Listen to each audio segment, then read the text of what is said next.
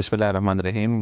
ډیره مهرباني تاسو په یو ډیر مهمه ټاپک باندې موضوع باندې د خبرونکو کېښوده. ډینګي داسې بیماری ده چې هغه د یو ماشي نه پیلاویږي او د هغې ماشی او چې کوم د ملیریا ماشی دی نو دې کې ډیفرنس دی. دا جدا جدا ماشي دي. په خپله ژبه کې ورته مونږ ایډیس ایجپټای ماشي وایو. د ډینګي چې کوم دی دوه سیزنه دي. یو چې کومه دا میاشتې روانې دي اپریل می او بل په سپټمبر کې د دې یو چې کوم ډیر پیک باندې موسمي یو سپریټ په هغې کې کېږي. مریض ته ډینګي ولګي نو د هغې علامات صحیح.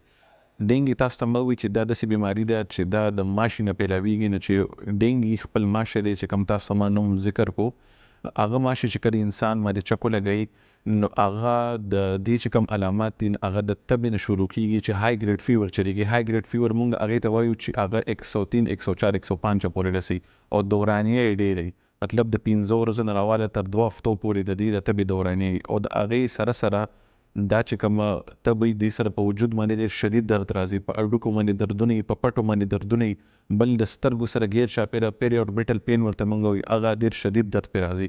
دا د دې علامات دي. نو دا د ماشي نه چونکې دا د یو ماشي نه پیلاویږي نو چې کله یو انسان د ډینګي نه متاثر شي بیا که ماشی راشي او هغه چې کوم تاسو ته ما ذکر کو او هغه د دې بیمار نه وینه والي او بل انسان باندې بایټ وکړي یا چک پې ولګوي نو هغه انفیکشن هغه ته خپرولی شي.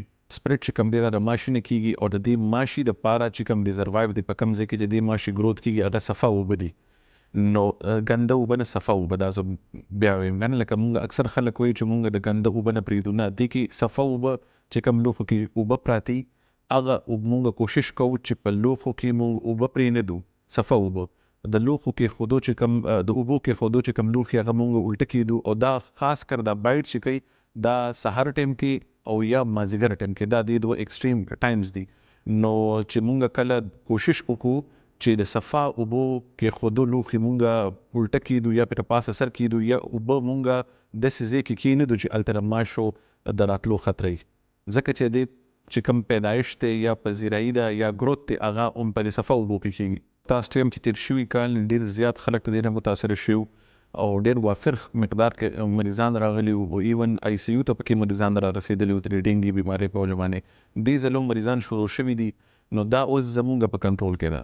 که چېرته مونږ احتیاطي تدابیر چې کوم حکومت په میډیا په ذریعه باندې عوامو ته رسوي یا مونږ لګیا یو کوشش کوو که په دغې احتیاطي تدابیرو باندې مونږ عمل ونه کړو نو دا به هم د تېر شوي کال په شان دی چې کوم ډېر زیات سپریډ شوی نو دې ځل هم د هغې سپریډ کېدو خطره شته دی.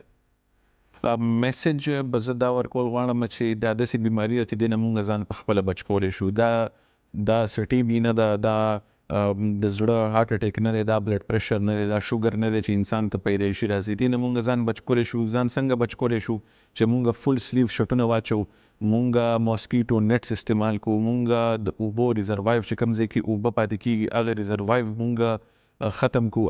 نو دا دې سپریډ مونږ بچ کولی شو او د نیټس چې مونږ باقاعدګۍ سره استعمال وکړو، ماشومان مونږ وساتو او فل کپړو استعمال وکړو.